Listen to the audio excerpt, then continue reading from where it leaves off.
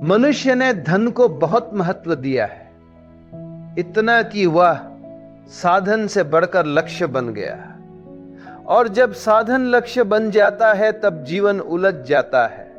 धन स्वयं में न तो पाप है, न पुण्य, न शुभ है, न अशुभ। वो केवल ऊर्जा है, एक तटस्थ शक्ति। प्रश्न धन का नहीं है, प्रश्न है तुम्हारी चेतना का।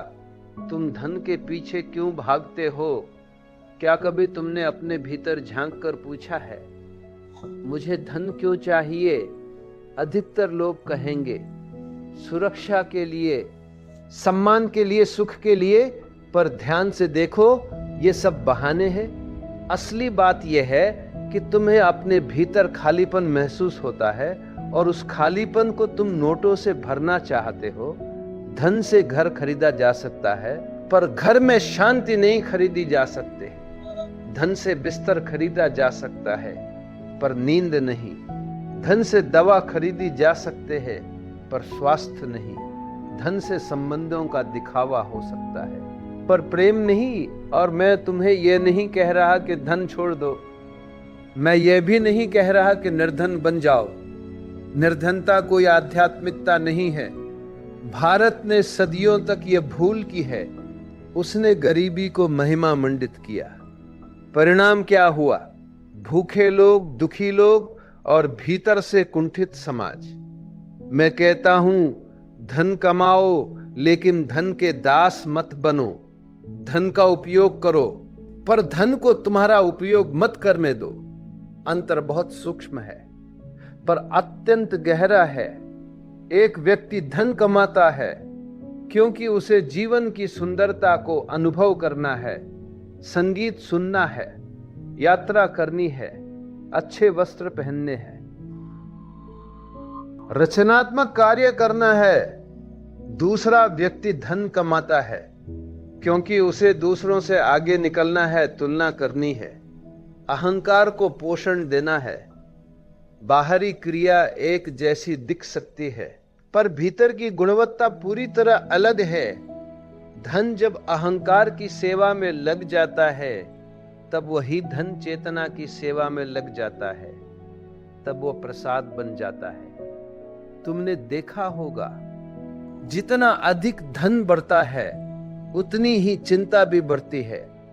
पहले 100 रुपए की चिंता थी, फिर 1000 की, फिर लाख की, फिर करोड़ की। चिंता का स्वरूप बदलता है, पर चिंता समाप्त नहीं होती, क्योंकि चिंता धन से नहीं जुड़ी है। चिंता तुम्हारे भीतर की असुरक्षा से जुड़ी है। तुम अपने भीतर स्थिर नहीं हो, तुम अपने अस्तित्व को नहीं जानते, इसलिए तुम्हें बाहरी सहारे चाहिए। बैंक बैलेंस, संपत्ति, प्रतिष्ठा, पर जो भीतर स्थिर है उसे बाहरी सहारे की आवश्यकता नहीं होती। मैं तुम्हें एक कहानी सुनाता हूं। एक सम्राट था, अपार धन था उसके पास, पर रात को वह सो नहीं पाता था। उसने एक फकीर को देखा जो पेड़ के नीचे गहरी नींद में सो रहा था। सम्राट ने पूछा, तुम्हारे पास कुछ भी नहीं, फिर भी तुम इतने शांत कैसे हो?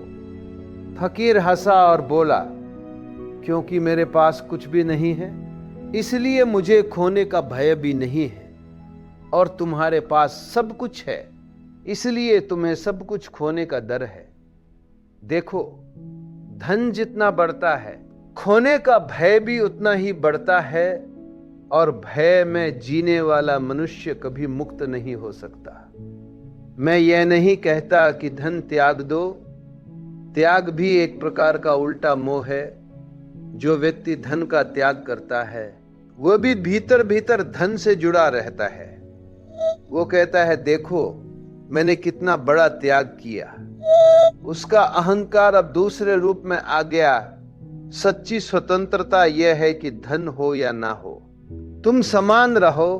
यदि धन आए तो उसका स्वागत करो, यदि चला जाए तो मुस्कुराकर विदा दो। ये समता ध्यान से आती है, जागरूकता से आती है। धन को कमाने में कोई बुराई नहीं है। पर ध्यान रहे कि तुम अपनी आत्मा को बेचकर धन न कमाओ।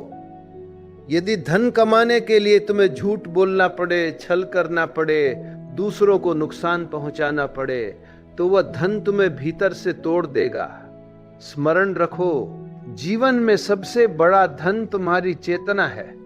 यदि चेतना जागृत है तो साधारण जीवन भी उत्सव बन जाता है, और यदि चेतना सोई है तो महलों में भी अंधकार रहता है। धन को साधन बनाओ, साधना मत बनाओ। साधना तुम्हारी आत्मा है, ध्यान तुम्हारी वास्तविक पूंजी है, प्रेम तुम्हारी वास्तविक संपत्ति है। एक जागरूक व्यक्ति धन का उपयोग समाज की भलाई के लिए कर सकता है। वह विद्यालय खोल सकता है, अस्पताल बना सकता है, कला को प्रोत्साहन दे सकता है। तब धन केवल व्यक्तिगत सुख का साधन नहीं रहता, वह सामूहिक चेतना का विस्तार बन जाता है। पर ध्यान रहे, ये सब भी तभी सार्थक है जब भीतर अहंकार न हो। यदि तुम दान इसलिए करते हो कि लोग तुम्हारी प्रशंसा करें, तो वह भी व्यापार ही है। सच्चा दान वह है जिसमें दाता भी गायब हो जाए। तुम पूछ सकते हो, तो फिर सही मार्ग क्या है? सही मार्ग है जागरूकता। जो भी करो पूरी होश में करो। धन कमाओ, पर यह देखते हुए कि तुम क्यों कमा रहे हो। खर्च करो, पर यह देखते हुए कि तुम्हारी प्राथमिकता क्या है। यदि तुम्हें सुंदर घर पसंद है तो बनाओ।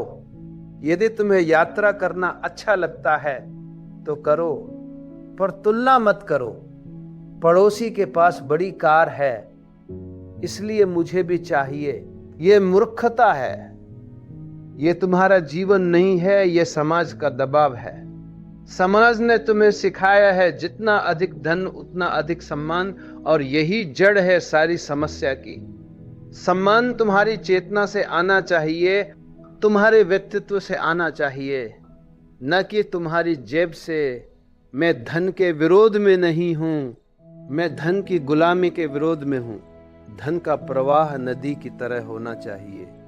जब नदी बहती है तो जीवन देती है, और जब पानी रुक जाता है तो सड़ने लगता है। उसी तरह धन भी यदि केवल जमा होता रहे तो वह मानसिक दुर्गंध पैदा करता है। साझा करो, प्रवाहित करो, उपयोग करो। जीवन गतिशील है। अंततः याद रखो, मृत्यु के समय तुम अपने साथ कुछ भी नहीं ले जा सकते, न बैंक बैलेंस, न जमीन, न सोना। जो तुम्हारे साथ जाएगा वह है तुम्हारी चेतना की गुणवत्ता। तुम कितने प्रेमपूर्ण थे, कितने जागरूक थे, कितने स्वतंत्र थे।